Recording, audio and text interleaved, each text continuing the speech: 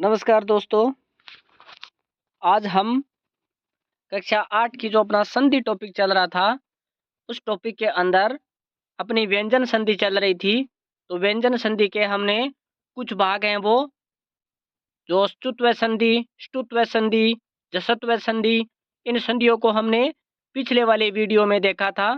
आज के वीडियो के अंदर हम देखेंगे अनुस्वार संधि, जो संधि व्यंजन संधि का ही एक पार्ट है। सबसे पहले आपसे गुजारिश है, अगर आपने इस चैनल को सब्सक्राइब नहीं किया है तो आज ही इस चैनल को सब्सक्राइब ज़रूर कर लीजिए और अगर ये वीडियो पसंद आए तो इसको आप लाइक भी ज़रूर करना। तो देखते हैं आज की अपनी क्लास के अंदर व्यंजन संधि का जो पार्ट है अनुस्वार संधि, उसको हम देखते हैं। तो अपना सूत्र दिया हुआ है मो अनुस्वार है। तो मो अनुस्वार है, ये अपना अनुस्वार संधि का सूत्र है। इस सूत्र के अंदर क्या कहता है कि यदि पद के अंत में मैं हो, क्या हो, पद के अंत में मैं हो तथा उसके बाद कोई व्यंजन आए, यानी उसके बाद में कोई व्यंजन वर्ण आना चाहिए। पद के अंत में क्या होना चाहिए, मैं होना चाहिए, उसके बाद में कोई व्यंजन वर्ण आए तो मैं का अनुस्वार बन जाता है। आपको ये ध्यान रखना है कि पद के अंत में कोई मैं आना चाहिए और मैं के बाद में प्लस के बाद में कोई व्यंजन वर्ण आए तो मैं का अनुस्वार बन जाता है। लेकिन स्वर आने पर व्यंजन स्वर में मिल जाएगा, यानी वहाँ पर अनुस्वार नहीं बनेगा। तो कहने का मतलब कि जब मैं पद के अंत में दिया हुआ हो और प्लस के बाद में अगर कोई व्यंजन वर्ण आ जाए तो आपको मैं का अनुस्वार बना देना है। तो अनुस्वार का मतलब होता है कि कोई भी अक्षर हो उसके ऊपर इस प्रकार बिंदु लग जाता है तो वो अनुस्वार कहलाता है। वो अनुस्वार बन जाएगा, अंतिम वर्ण में जो मैं या न होता है वो अनुस्वार बन जाता है। लेकिन शर्त ये है कि अगर प्लस के बाद में कोई स्वर वर्ण आ जाए तो वह जो अंतिम वर्ण मैं या न है वो अनुस्वार नहीं बनेगा, वो जो वर्ण है वो आगे वाले स्वर के अंदर मिल जाएगा। तो वहाँ वहाँ पर अनुस्वार संधि का अलग नियम लागू होगा।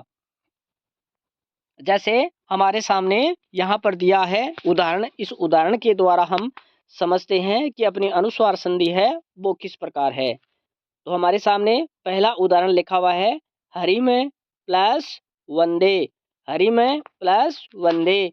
तो हरिम के अंदर हम देख रहे हैं कि हरिम के अंदर क्या लिखा हुआ है, हरिम के अंतिम वर्ण है हरिम का, वो यहाँ पर मैं है और उसके बाद में वंदे पद है वो वै वर्ण आ रहा है जो व्यंजन वर्णों के अंदर सम्मिलित है।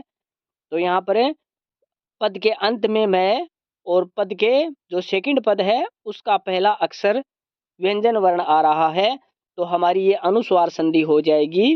तो हम क्या कर देंगे, जो अंतिम वर्ण अपना मैं है, जो प्लस के पहले वाला अंतिम व्यंजन है उसका हम अनुस्वार करेंगे तो पद बन जाएगा हरिम आगे वंदे। तो इस प्रकार ये स्वतंत्र पद हो जाएंगे दोनों।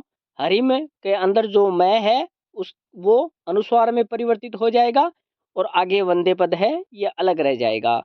तो अपनी संधि होकर के ये दोनों पद अलग अलग रह जाएंगे। इसी प्रकार हम आगे वाला पद देखते हैं, उदाहरण है वो किस प्रकार लिखा हुआ है उसको भी हम देखते हैं। तो लिखा हुआ है सत्यम वद, पद लिखा हुआ है सत्यम और उसके बाद में लिखा हुआ है वद, सत्यम वद। तो यहाँ पर सत्यम पद है उसके अंत में हम देख रहे हैं कि मैं आया हुआ है और आगे क्या लिखा हुआ है, वद में पहला जो वर्ण है वो व्यंजन वर्ण वह है। तो हमारे सामने अनुस्वार संधि की स्थिति आ रही है कि अंतिम वर्ण मैं और सेकंड पद के शुरुआत में वह आया हुआ है। तो हमें क्या कर देना है, जोड़ते समय जो अपना अंतिम वर्ण है उसका अनुस्वार कर देना। तो हमने अनुस्वार कर दिया सत्यम और आगे वाला पद है वो वैसा का वैसा ही आ जाएगा, तो वद पद हमने आगे जोड़ दिया है। उसी प्रकार हम आगे वाला पद है हमारे सामने उसको देखते हैं कि वो क्या है, गृहम गच्छति। पद क्या है, गृहम और आगे गच्छति।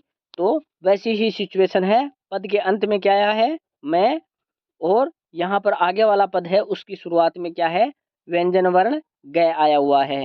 तो हमारे सामने अनुस्वार संधि की जो स्थिति है वो बन रही है कि पद के अंत में मैं है और आगे व्यंजन वर्ण है। तो हमें क्या करना है, इस मैं का अनुस्वार कर देना है। तो पद बन जाएगा गृहम अलग और गच्छति अलग पद बन जाएगा। इसी प्रकार हम आगे देखते हैं कि आगे वाले जो पद दिया हुआ है सत्यम और उसके आगे लिखा हुआ है वध।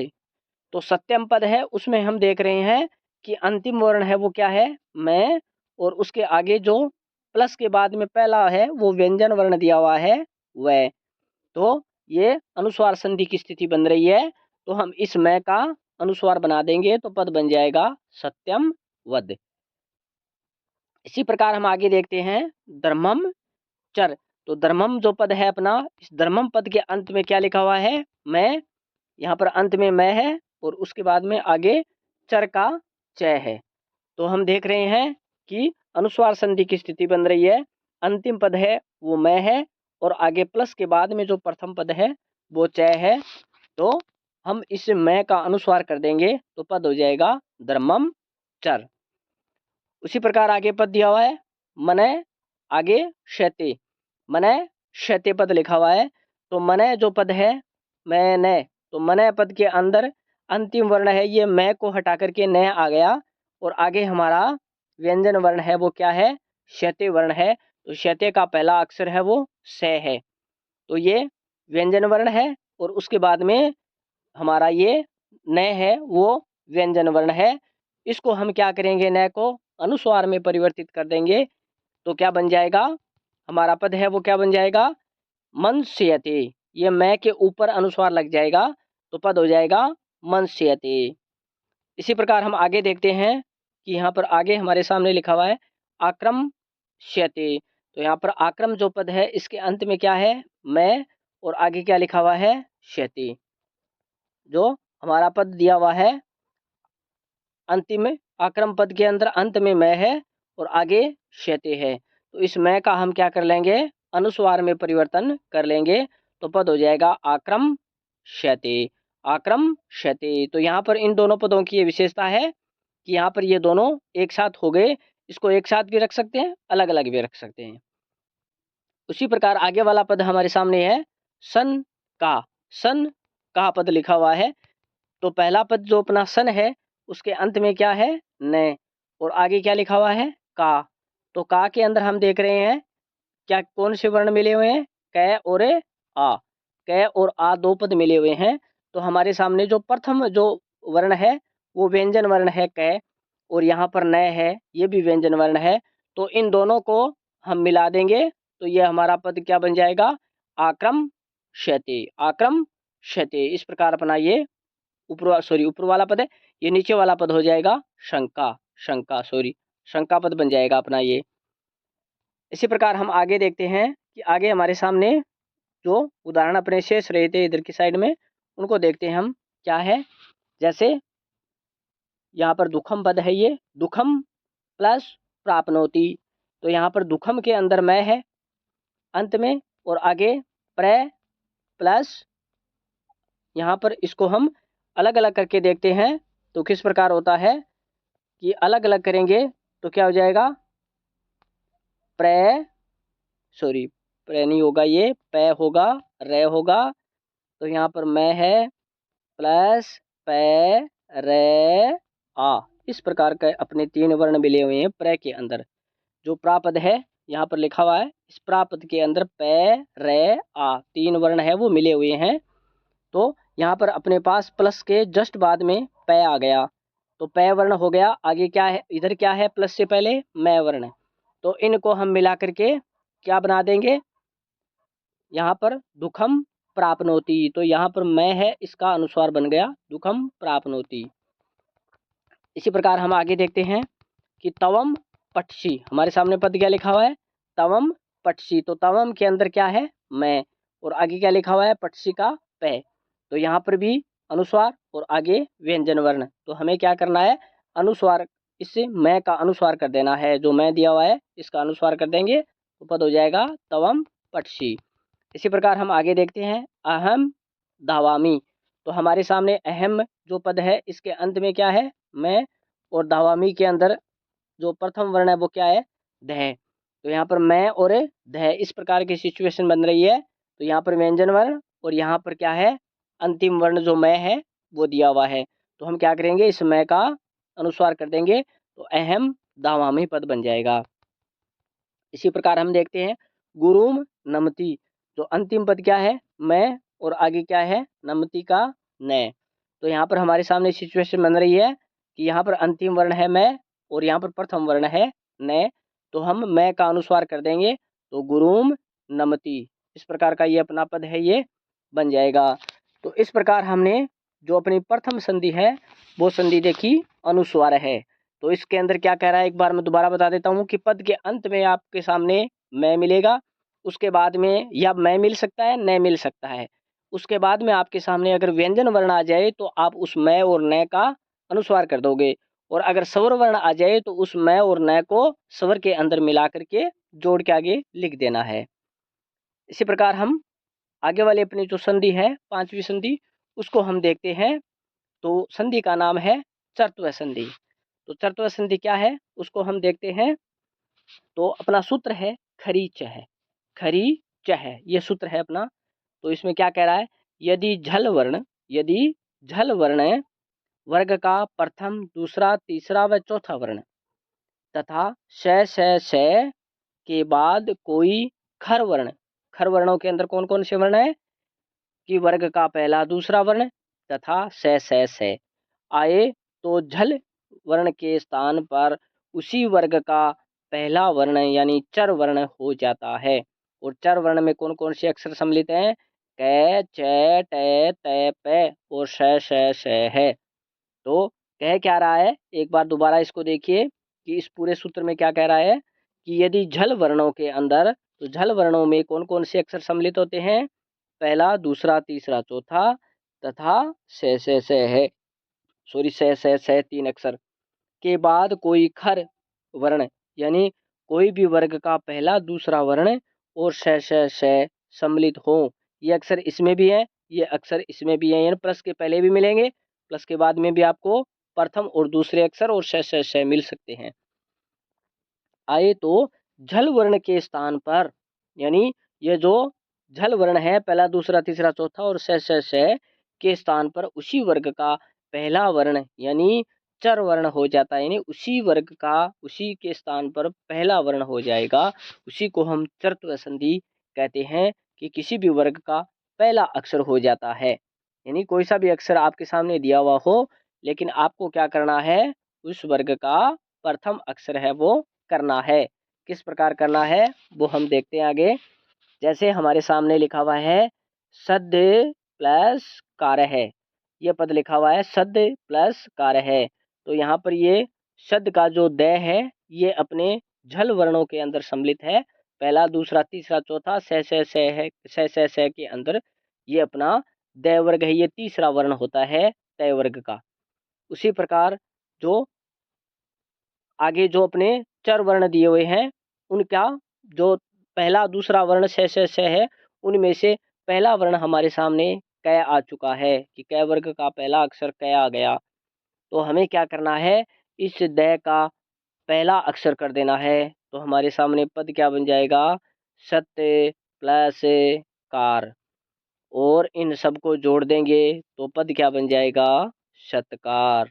इस प्रकार हमारे सामने पद क्या बन जाएगा, शतकार है।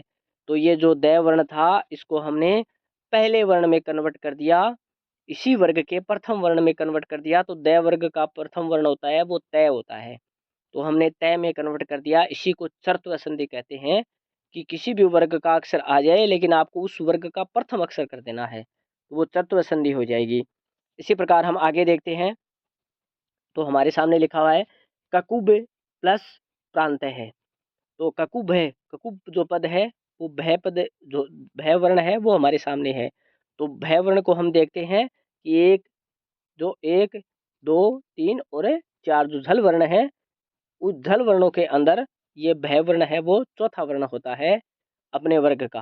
तो ये झल वर्णों में सम्मिलित है। और उसके बाद में हम देखते हैं कि प्रथम, द्वितीय वर्ण और श जो चर वर्ण है वो है या नहीं है। तो यहाँ पर चर वर्ण कौन सा है, पै दिया हुआ है हमारे सामने, तो ये पै वर्ग का प्रथम अक्षर है। तो हम देख रहे हैं कि यहाँ पर संधि है, उसका नियम है वो लागू है। कि कौन सी संधि का? तो यहाँ पर हम देख रहे हैं चरत्व संधि का नियम है ये लागू है। तो ये यहाँ पर क्या हो जाएगा? ककुप प्रांत अपना पद है ये बन जाएगा। ये जो भय है उसका भी पहला अक्षर हो जाएगा, पै हो जाएगा। ककुप प्रांत, इस प्रकार अपना पद है ये बन जाएगा। इसी प्रकार हम आगे देखते हैं, तो हमारे सामने लिखा हुआ है उद प्लस पन। तो उद जो पद है ये झल वर्णों के अंदर तीसरा वर्ण है तय वर्ग का। उसी प्रकार आगे चर वर्ण है, उसमें पै है। तो हम देखते हैं ये तीसरा वर्ण है, इसको भी कन्वर्ट करके प्रथम वर्ण में परिवर्तन कर देते हैं, तो पद बन जाएगा उतपैन है, उत्पन्न है। इस प्रकार ये अपना ये दै वर्ग है, ये सॉरी दै वर्ण है। इस दै वर्ण को ही हमें इसी के वर्ग के प्रथम अक्षर में कन्वर्ट कर देंगे, तो ये तय वर्ग का तय आ गया अपना प्रथम वर्ण। उसी प्रकार हम आगे देखते हैं, तो हमारे सामने लिखा हुआ है कि तत् प्लस पर है, पद लिखा हुआ है तत् प्लस पर है। तो यहाँ पर ये प्रथम वर्ण का अक्षर पहले से ही आया हुआ है, तो हमें इसमें कुछ भी छेड़खान नहीं करनी है, इसको ऐसा का ऐसा ही लिख देना है, तो पद बन जाएगा तत्पर है। इसी प्रकार हम आगे वाला वर्ण देखते हैं, आपद प्लस टी। तो आपद के अंदर क्या है? दै। ये तय वर्ग का तीसरा अक्षर हो गया, झल वर्णों के अंदर सम्मिलित है ये। और उसके बाद में हम देखते हैं चर वर्णों का यहाँ पर तय आ गया। तो हमें क्या करना है कि इस दै का चरत्व कर देना है, यानी इसी वर्ग का प्रथम अक्षर कर देना है, तो तय हो जाएगा, तो पद हो जाएगा तत्पर है। तत्पर है अपना ये पूरा संधि युक्त पद है वो बन जाएगा। इसी प्रकार हम आगे देखते हैं, तो हमारे सामने लिखा हुआ है आपद प्लस टी। तो आपद के अंदर क्या है?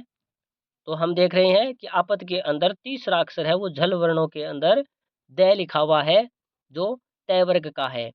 और उसके बाद में आगे खुद तय वर्ग आ चुका है। तो यहाँ पर जो दै अपना तय वर्ग का तीसरा अक्षर है, झल वर्णों के अंदर सम्मिलित है, इसको हमें चर वर्णों में परिवर्तन कर देंगे, तो अपना पद बन जाएगा। यहाँ पर ये दै के स्थान पर तय करना है, बाकी आपको इस पद को जो वर्ण है उनको जोड़ देना है, तो पद बन जाएगा आपत्ति। उसी प्रकार हम आगे वाला उदाहरण है उसको देखते हैं, तो यहाँ पर लभ प्लस शैत्य पद लिखा हुआ है। तो हमें क्या करना है? हमारे सामने जो भय है वर्ण है, उस भय वर्ण को प्रथम वर्ण में कन्वर्ट करेंगे, क्योंकि भय वर्ण है ये झल वर्णों के अंदर सम्मिलित है। तो यहाँ पर ये श आ चुका है, तो यहाँ पर ये झल वर्ण और आगे श है का सॉरी श का श आ चुका है। तो ये हमारी यहाँ पर झल वर्ण है और यहाँ पर चर वर्ण है। तो इन दोनों का संपर्क होने के कारण इस झल वर्ण को भी हम चर वर्णों में परिवर्तन कर देंगे, तो ये क्या बन जाएगा? पै बन जाएगा। भय का पै बन जाएगा, तो पद हो जाएगा लप्स्यति। तो अपना पद क्या बन जाएगा? लप्स्यति पद है ये बन जाएगा। इसी प्रकार हमारे सामने आगे लिखा हुआ है दिग्पाल। तो दिग के अंदर क्या है? अंतिम वर्ण गए, और आगे क्या लिखा हुआ है? पाल का पै। तो हम देखते हैं कि यहाँ पर गए और आगे पै, तो ये क्या हो जाएगा? तो यहाँ पर हमारे सामने ये लिखा हुआ है, जो गय वर्ण है इसको हम झल वर्णों में सम्मिलित करते हैं, तो इसको चर में परिवर्तन करके गय का क्या हो जाएगा? कै हो जाएगा। तो ये पद क्या बन जाएगा? दिक्पाल। तो अपना जो झल वर्ण है उसको चर वर्ण में कन्वर्ट कर देंगे, तो दिक्पाल पद बन जाएगा। इसी प्रकार हम आगे देखते हैं, तो हमारे सामने लिखा हुआ है अस्मद पुत्र है। तो अस्मद के अंदर दै आ गया हमारे सामने, जो झल वर्ण है, और उसके बाद में चर वर्णों का पै आ गया। तो यहाँ पर जो दै झल वर्ण है इसको चर वर्ण में कन्वर्ट करेंगे, तो क्या बन जाएगा? तय बन जाएगा। तो पद क्या हो जाएगा? अस्मत पुत्र है। अस्मत पुत्र है अपना पद है ये बन जाएगा। इसी प्रकार हम आगे देखते हैं, विपद कालय है। पद क्या लिखा हुआ है? विपद आगे कालय है। तो विपद का क्या है? दै, और आगे कालय का क्या है? कै। तो जो दै वर्ण है अपना ये झल वर्णों में सम्मिलित है, और जो कै वर्ण है ये अपना चर वर्णों में सम्मिलित है। तो इस झल वर्ण को हम चर वर्ण में कन्वर्ट करेंगे, तो अपना पद क्या बन जाएगा? यहाँ पर तय कन्वर्ट तय बनाने के बाद तो अपना जो पद है ये हो जाएगा विपत कालय है, विपत कालय है, इस प्रकार का ये पद बन जाएगा। उसी प्रकार हम आगे देखते हैं, तो हमारे सामने लिखा हुआ है वागपति। तो यहाँ पर जो ग लिखा हुआ है ये क्या है, झल वर्ण है, और आगे क्या है, पै लिखा हुआ है, ये चर वर्ण है। तो हमें इस ग जो झल वर्ण है इसको चर वर्णों में कन्वर्ट कर देंगे तो इसका कै बन जाएगा। तो पद अपना क्या हो जाएगा, वाकपति, वाकपति ही। तो इस प्रकार अपना ये पद है ये बन जाएगा। तो हमने आज जो अपनी दो संधियां हैं व्यंजन संधि के पार्ट उनको देखा। तो अपनी पहली संधि थी वो कौन सी थी, अनुस्वार संधि। दूसरी जो अपनी संधि थी वो चरत्व संधि थी। ये दोनों संधियां हैं ये व्यंजन संधि का एक मुख्य भाग हैं। तो उम्मीद है आपको ये क्लास पसंद आई होगी। पसंद आई है तो इस चैनल को लाइक और सब्सक्राइब ज़रूर कीजिए। धन्यवाद।